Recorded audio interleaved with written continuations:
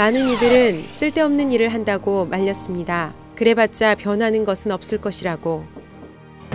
부패 권력을 향해 저항하는 것. 그러나 우리는 싸웠습니다.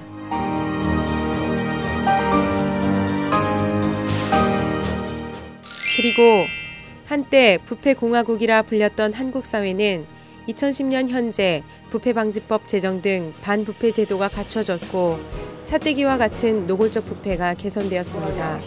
우리 사회가 이렇게 변화 발전하기까지 수많은 사람들의 용기와 노력이 있었습니다. 그 맨 앞줄에 서 있는 사람들이 바로 양심의 호루라기를 부는 사람들, 공익제보자들입니다. 자기 스스로 부끄러움을 아는 것이 생각됩니다. 양심선언을 하게 된 것은 우리 중대원들이 젊은 친구들이 왜 군에서 선거를 하면서 민주주의에 반하는 선거를 하느냐라는 말을 들었을 때, 그리고 소신을 지키려고 하는 중대장께서 군의 압력에 의해서 소신을 꺾었을 때, 그런 걸 보면서 부끄러움을 많이 느꼈고, 그런 부분들이 좀 바뀌어야 되겠다라는 마음에서 이제 그런 걸 알게 된 것이죠. 남에게 드러내고 얘기해도 부끄럽지 않은 사실, 그걸 양심이라고 얘기할 수 있을 것 같습니다. 제가 이 자리에 서 있는 곳은 제가 지금 근무하고 있는 그 직장입니다.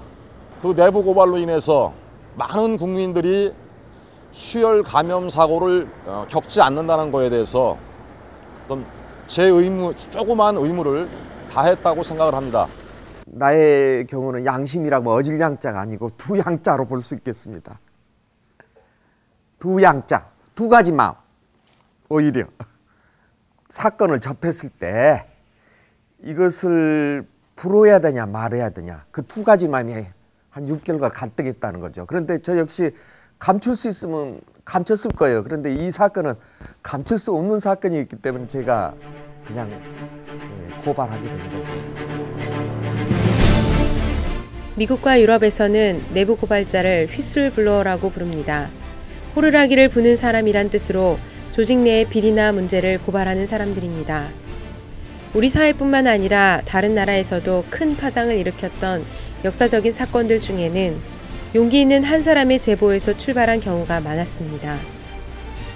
공공의 이익을 위해 용기 있는 결정을 내렸던 사람들, 그들이 낸 양심의 소리는 우리 사회가 조금 더 투명하고 조금 더 공정해지기 위한 작지만 큰 힘입니다.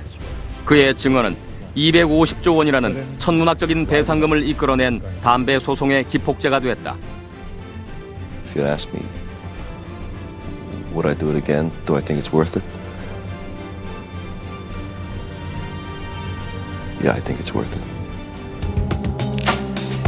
1990년 업계 로비로 재벌에 대한 감사원 감사가 중단됐다는 사실을 폭로한 이문옥 씨. 1992년 군 부재자 투표 부정을 세상에 알린 이지문 씨.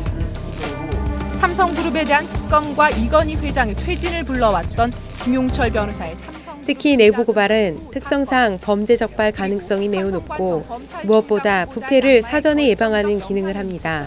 사업가와의 골프 여행과 명품 쇼핑이 드러난 것도 내부 고발자의 힘이었습니다. 그러나 공익제보자를 투명사회의 버팀목으로 보기보다는 조직의 배신자로 보는 시선이 여전하며 많은 공익제보자들이 소속기관 등으로부터 압박과 피해를 받습니다. 윤석열 전 국세청장을 비판한 글을 내부 게시판에 올린 국세청 직원에 대해서 파면 결정이 나왔습니다. 게시판에 비판글을 올린 나주세무서 김동일 계장을 파면하기로 결정했습니다. 최근에는 정부의 잘못된 정책을 비판하였다는 이유만으로 탄압을 받는 새로운 유형의 공익제보자도 생기고 있는 상황입니다. 이명박 정부 들어 공익제보와 양심선언은 더욱 탄압받고 위축되었습니다.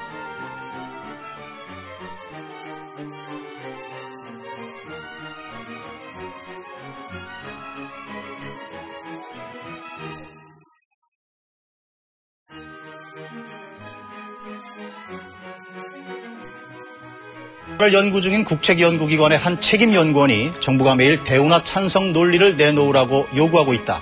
이렇게 폭로를 했습니다. 이 연구원은 불이익을 각오하고 실명까지 공개했습니다. 정부 용역으로 대운하를 연구 중인 한국건설기술연구원 김희태 박사가 인터넷에 올린 글입니다. 정부의 4대강 정비 계획의 실체는 운하 계획이며 운하 건설로 인한 대재앙은 명확하다고 적었습니다.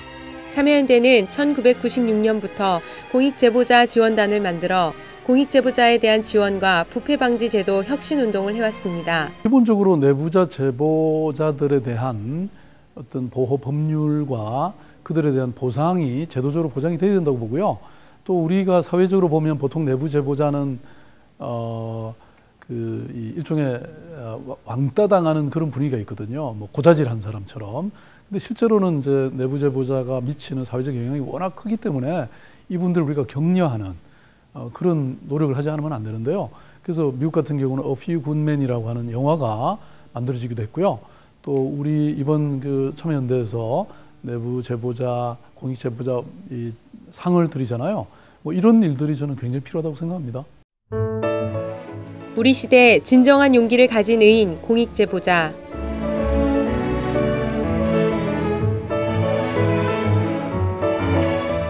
(1990년) 이문옥 감사관의 내부 고발부터 2010년 이두희 씨의 양심 선언까지 부정부패를 고발하고 권력기관의 권력남용에 맞서 민주주의의 후퇴를 경고한 공익제보자들은 양심의 호루라기를 부는 사람들, 우리 시대 진정한 용기를 가진 의인입니다.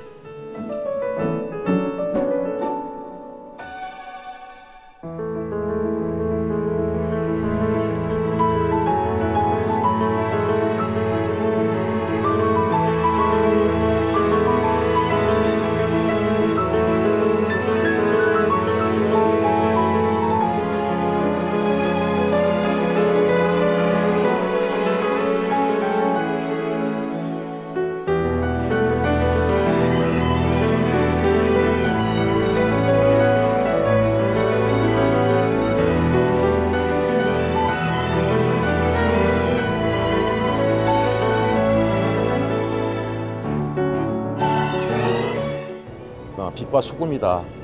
정말 세상을 밝게 밝혀주는 것도 되지만 또 세상이 부패할 수 있는 그런 부분들을 바로잡아줄 수 있는 그런 역할을 하는 사람들이다 하고 생각이 듭니다. 부패 바이러스가 창근에 있는 사회에서 이거를 막을 수 있는 어떤 예방주사로서의 그 공익제보의 어떤 필요성, 사후의 어떤 고발의 의미도 있지만 그렇게 생각됩니다.